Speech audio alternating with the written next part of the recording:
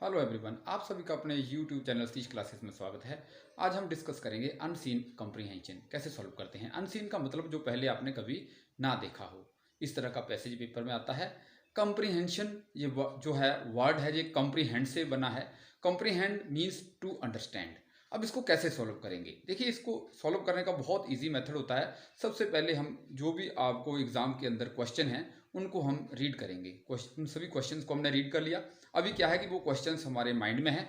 अब हम जाके अपने पैसेज को पढ़ेंगे। पैसेज को पढ़ने के बाद हमें एक रफ आइडिया हो जाएगा कि किस क्वेश्चन का कौन कौन सा आंसर है। जो आंसर होगा उसको हम अंडरलाइन कर देंगे या थोड़ा सा मार्क कर लेंगे कि इस क्वेश्चन का आंसर ये है। अब अगला काम हमने क्या करना है कि इस बात का पता करना कि एग्जैक्ट आंसर यही है या कुछ और है। देखिए, क्वेश्चन एग्जाम में दो तरह के आते हैं। कुछ होते हैं direct question. Direct question means कि WH फैमिली वाले क्वेश्चन, जैसे कोई व्हाट का जैसे व्हाट से क्वेश्चन होगा, विच से होगा, हाउ से होगा, व्हेन से होगा, वेयर से होगा, या हु से वो क्वेश्चन होगा। तो उनका जवाब सीधा ही उस पैसेज के अंदर दिया होता है, उनका आंसर ढूंढने में कोई भी दिक्कत नहीं आती है। अब क्वेश्चन ये उठता है कि कुछ प्रश्न वहाँ पे IQ बेस्ड भी होते हैं, जिनको हम कह सकते हैं थिंक एंड राइट वाले क्वेश्चंस। अब थिंक, उनके लिए हमें सोचना पड़ेगा। इन क्वेश्चंस को अटेम्प्ट करने के लिए हमें अपने माइंड में चार वर्ड्स रखने होते हैं। पहला जो वर्ड है वो है स्किमिंग। स्किमिंग मीन्स कि पैसेज को इस तरह से पढ़ना, उसके बारे में हमें एक ओवरव्यू हो जाए, एक ऊपर ऊपर से जानकारी हो जाए कि ये पैसेज इसके बारे में है। अगला वर्ड है स्किपिंग। स्किपिंग मीन्स कि उस पैसेज के अंदर बहुत सारी अनइम्पोर्टेंट इंफॉर्मेशन होती है। उसको देखिए, पैसेज का आंसर हमें लगता है कि जैसे मान लो पेपर में उसके आंसर की चार ऑप्शन दी हैं, हमें लगता है कि इसका आंसर ये भी हो सकता है, ये भी हो सकता है। आप पैसेज को पढ़ लेते हैं, उसके बाद जो अनइम्पोर्टेंट इन्फॉर्मेशन है उसको आप डिलीट कर देंगे। इसको कहते हैं स्किपिंग। एक आता है स्कैनिंग। स्कैनिंग का क्या मतलब है? पैसेज को अब इस तरह से पढ़ना कि उसके बारे में एग्जैक्ट आंसर पता करना। वो आप उसको कहते हैं हम स्कैनिंग, मतलब एग्जैक्ट आंसर फाइंड करना, दैट इज कॉल्ड स्कैनिंग। फिर एक होता है इन्फ्रेंस। इन्फ्रेंस क्या है? आपको ऐसा क्वेश्चन आ गया IQ बेस्ड कि उसका आंसर डायरेक्ट पैसेज के अंदर नहीं लिखा है, लेकिन पैसेज के अंदर छुपा है। बच्चे क्या करते हैं, स्टूडेंट्स क्या करते हैं, उन क्वेश्चन का आंसर अपनी मर्जी से बना देते हैं। ऐसा बिल्कुल नहीं करना है। आप जो भी अनसीन का आंसर लिखेंगे, आपने जो पैसेज के अंदर इंफॉर्मेशन है उसकी बेसिस के ऊपर वो आंसर आपने जो है वहाँ पे लिखना है। तो इन्फ्रेंस का मतलब क्या है? आपने अपनी इंफॉर्मेशन, आपने आंसर को गैस करना है on the basis of information provided in the passage. फिर उसके बाद कई बार टाइटल से रिलेटेड क्वेश्चन पूछे जाते हैं। इस क्वेश्चन को आप लास्ट में करें, क्योंकि जब तक आप पूरा पैसेज पढ़ के होते हैं तो आपको पूरा एक आइडिया हो जाता है कि टाइटल वाले क्वेश्चन को कैसे सोल्व करना है। फिर लास्ट में कई बार वोकैबुलरी बेस्ड क्वेश्चन होते हैं। तो वोकैबुलरी बेस्ड क्वेश्चन, थोड़ा सा इसमें वोकैबुलरी अच्छी चाहिए। बाकी कई बार पैसेज को पढ़ के भी पता लग जाता है कि यहाँ पे ये वर्ड फिट आएगा। जहाँ कई बार उस वोकैबुलरी जो शब्द होते हैं उनका मीनिंग भी पैसेज के अंदर प्रोवाइड किया होता है। और एक लास्ट जो बात है, जब आप अनसीन कॉम्प्रीहेंशन को जो सॉल्व करेंगे, ध्यान रखें कोई भी इंफॉर्मेशन अपनी तरफ से ना दें। जो पैसेज में लिखा है उसकी बेसिस के ऊपर ही आप इंफॉर्मेशन जो है बेसिस करें। बाकी अनसीन कॉम्प्रीहेंशन में क्वेश्चन का आंसर अपनी लैंग्वेज में लिखें, थर्ड पर्सन के अंदर लिखें, फर्स्ट पर्सन या सेकंड पर्सन के अंदर जो है क्वेश्चन ना लिखें। जैसे मान लो वहाँ पे एक लाइन थी, वहाँ पे पैसेज के अंदर लिखा होता है, मान एग्जाम्पल दे रहा हूँ, I have faith in non violence. तो आप इसका आंसर लिखेंगे तो आप आई नहीं लिखेंगे, तो इसका आप आंसर लिख सकते हैं the author has faith in non violence. या मान लो एक वहाँ पे लाइन लिखी थी, one should obey or you should obey your parents, you should obey your parents. तो आप इसका आंसर लिख सकते हैं one should obey one's parents. तो थर्ड पर्सन में आंसर आपने राइट करना है। और जब भी आप देखिए अनसीन को सॉल्व करेंगे, आपने ये सारी जो बातें अपने माइंड में रखी हैं, अभी हम ज़्यादा समय ना लेते हुए एक चलिए एक प्रैक्टिकल एग्जांपल लेते हैं, उससे हमें ज़्यादा जानकारी मिल जाएगी। चलिए देखते हैं। देखिए, ये एक पैसेज है, आप इसका स्क्रीनशॉट ले लेंगे। इस पैसेज को आप देख लें। इसके अंदर ये पहला पैराग्राफ है, फिर ये हमारे पास ये इसका दूसरा पैराग्राफ है, इसका भी आप स्क्रीनशॉट ले लें। फिर ये हमारे इस पैसेज के अंदर थर्ड पैराग्राफ है, इसका आप स्क्रीनशॉट ले सकते हैं। फिर देखिए यहाँ पे क्वेश्चन है, on the basis of your understanding of this passage answer the following question with the help of given options. अब हमने क्वेश्चन को रीड करना है, लेकिन मैं आपको बताने या करने से पहले आपको बताना चाहूँगा, कभी भी अनसीन कम्प्रीहेंशन में इंग्लिश की हिंदी निकालने की कोशिश नहीं करना है, इंग्लिश को इंग्लिश में ही ट्रांसलेट करना है, इससे हमारा समय भी बचता है। अब हम क्वेश्चन रीड करते हैं। According to the author, educational planning should attempt to decide a terminal point to education, train the people at the core, fulfill the education needs of the everyone, encourage conventional needs and colleges to introduce extension services for older learners। चलिए अब मैं क्या करता हूँ, आपको question दिखा देता हूँ, आप स्क्रीनशॉट ले लें। देखिए ये पहला इसका है, ये क्वेश्चन नंबर फर्स्ट का ए पार्ट, आगे इसका फर्स्ट पार्ट ये है, फिर इसका ये सेकंड पार्ट आ गया, ये आपका थर्ड पार्ट आ गया, इसका भी आप स्क्रीनशॉट ले लें, ये आपका फोर्थ, फिर इसका क्वेश्चन नंबर 1 का ये बी पार्ट है, इसके आगे 3 क्वेश्चन हैं, फिर क्वेश्चन नंबर 1 का आगे सी पार्ट भी है, वोकैबुलरी बेस्ड, ये देख सकते हैं। Find from the passage words which mean the same as the following, oversee, identifications, fundamental. अब मैं मान के चलता हूँ कि आपने ये क्वेश्चन सारे पढ़ लिए हैं। हाँ अब देखिए, हाँ अब हम पैसेज को पढ़ेंगे क्योंकि क्वेश्चन हमने पढ़ लिए हैं, तो अब क्वेश्चन का आंसर हमारे माइंड में होगा। तो देखिए, according to the author the education planning should attempt to, इसका आंसर क्या होगा? देखिए, education planning should attempt to, यहाँ पे देखिए एजुकेशन प्लानिंग की बात कर रहा है। Education planning aim at the meeting of the educational needs of the entire population of all age groups, और लास्ट में भी लिखा है हाँ should take care of the needs of the everyone, education planning in order, in other words हाँ should take care the needs of the everyone. तो देखिए इसका आंसर क्या आया हमारे पास, इसका आंसर आया ऑप्शन सी, फर्स्ट का सी।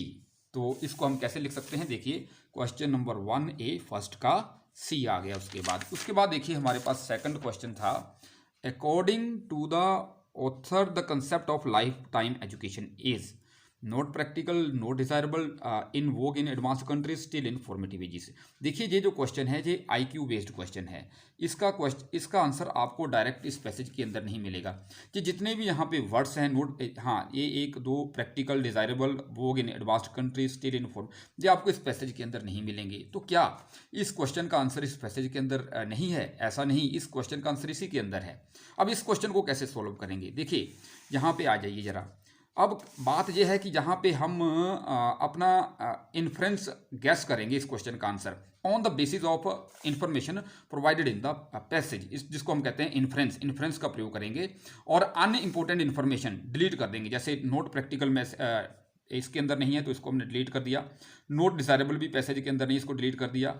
अब no in vogue in advance countries, ये भी कहीं ऐसा पैसेज के अंदर, इसको डिलीट कर दिया। अब बच गई एक ऑप्शन, क्या अब इसका आंसर यही है? इसको थोड़ा सा पता करने के लिए हम स्कैनिंग करेंगे, मतलब एग्जैक्ट क्या इसका आंसर यही है। थोड़ा सा देखिए, जहाँ पे देखिए क्या लिखा है, इन view of the fact that the significance of a commitment of lifelong learning and lifelong education is being discussed only in recent years, even in educational advanced countries, the possibility of the idea becoming an integral part of educational thinking seems to be far cry। मतलब जो education, कौन सी education? Commitment of life long learning, ये जो है advance country में भी फार cry है, मतलब बहुत दूर है, अभी वो आइडिया भी पूरा नहीं हो पाया। तो इसका क्या मतलब है? स्टिल इनफॉर्मेटिव स्टेजेस, अभी भी वो प्रारंभिक अवस्था में है, इसलिए इसका आंसर यही है। तो इस तरह से आप थिंक एंड जो है रीजनिंग वाले जो क्वेश्चन है वो सॉल्व करेंगे। यहीं पे बच्चे गलती करते हैं, बच्चे अपना आंसर बनाने की कोशिश करते हैं, जब पैसेज में से कोई लाइन लिख देते हैं वहाँ पे गलत हो जाता है। तो नेक्स्ट क्वेश्चन देखिए, according to the passage given the present education structure assume which of the following, education is one time process, all people can be educated as per their needs, discussions in lifelong learning should continue for some more time, present educational planning is very much practical। अब देखिए ये जो question भी, ये भी है thinking और reasoning वाला क्वेश्चन है, इसका आंसर भी डायरेक्ट पैसेज के अंदर नहीं है। अब education is a one time process, जहाँ पे कहीं नहीं लिखा है, तो अब क्या होगा? अब देखिए all people can be educated, ये तो लिखा है कि पीपल की एजुकेशन होनी चाहिए एज पर नीड्स, लेकिन ऑल पीपल कहीं भी पैसेज में ऐसा नहीं लिखा है, तो इसलिए ये इसका आंसर नहीं हो सकता। Discussions on life learning should continue for some more time, ऐसा भी कहीं पैसेज में नहीं लिखा, इसको डिलीट कर दिया। Present educational planning is very much practical, ऐसा भी कहीं नहीं। अब education is a one time process, ये भी कहीं लिखा नहीं है, लेकिन थोड़ा सा आप जहाँ पे आइए, जहाँ पे देखिए क्या लिखा है, our structures of education have been built up on the assumption that there is a terminal point or to education। हमारा जो स्ट्रक्चर है वो कहता कि वो क्या है, कहता कि there is terminal point to education, education के लिए टर्मिनल पॉइंट है। टर्मिनल पॉइंट का मतलब एंड पॉइंट है, टर्मिनल का मतलब एंड पॉइंट, मतलब उसके कहने का मतलब भी एक बार मान लो किसी ने एजुकेशन कर ली वो खत्म होगी, कि कोई मान लो जैसे पोस्ट ग्रेजुएशन तक पढ़ गया, जब पीएचडी कर ली, वो एजुकेशन खत्म होगी वहीं पे।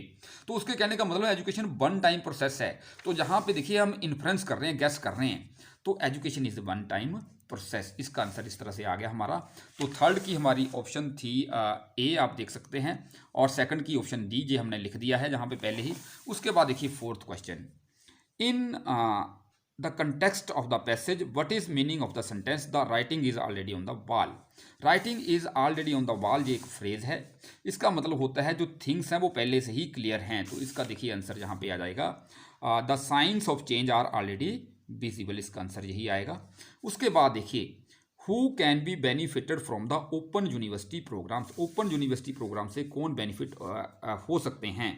तो यहाँ पे देखिए, हाँ ओपन यूनिवर्सिटी, हाँ प्रोग्राम ये है, open university programmes for older learners of different categories. तो इसका आंसर क्या आएगा, older learners of different categories can be benefited from open university programmes, जी इसका आंसर आ गया।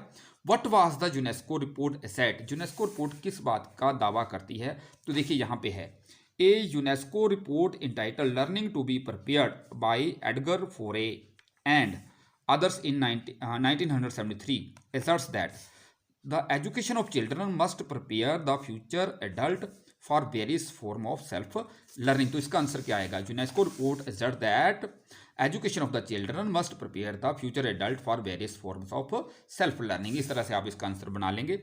नेक्स्ट देखिए, what should be the basis for credentials, credentials होता है प्रमाण पत्र, आपके सर्टिफिकेट प्रूफ किसी की योग्यता का। तो बेसिस क्या है, तो यहाँ पे देखिए and performance note the period of study should be the basis for the credentials। तो देखिए इसका आंसर क्या है, performance should be the basis for credential note the period of study, इस तरह से आप इसका आंसर बना लेंगे। अब बचा है देखिए अब वोकैबुलरी वाला पोर्शन, ये है ओवरसी।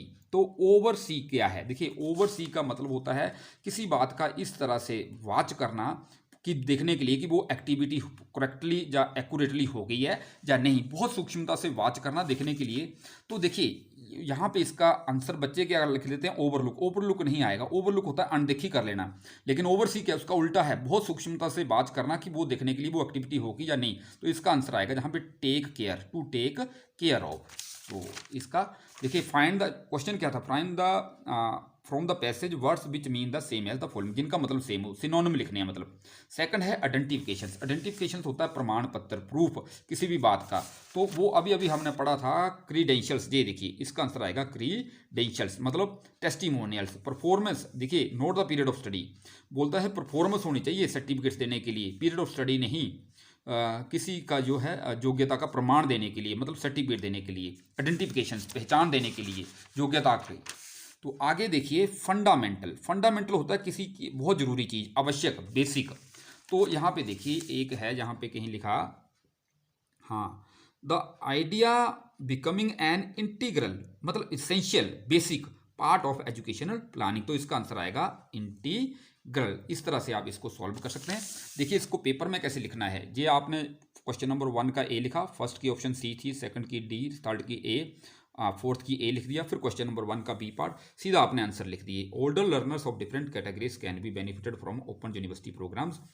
सेकंड था it asserts that the education of children must prepare the future adult for various forms of self learning. आगे the basis for credentials of a person should be his performance, not the period of his study. फिर third का क्या था, oversee का मतलब क्या था, take care of, identification का मतलब क्रीडेंशियल्स, फंडामेंटल का मतलब इंटीग्रल्स। तो इस वीडियो को आप शेयर करें, लाइक करें और मेरे चैनल को सब्सक्राइब करें ताकि मुझे इस तरह की और वीडियो बनाने की मोटिवेशन मिलती रहे। So thanks for watching video, have a nice day.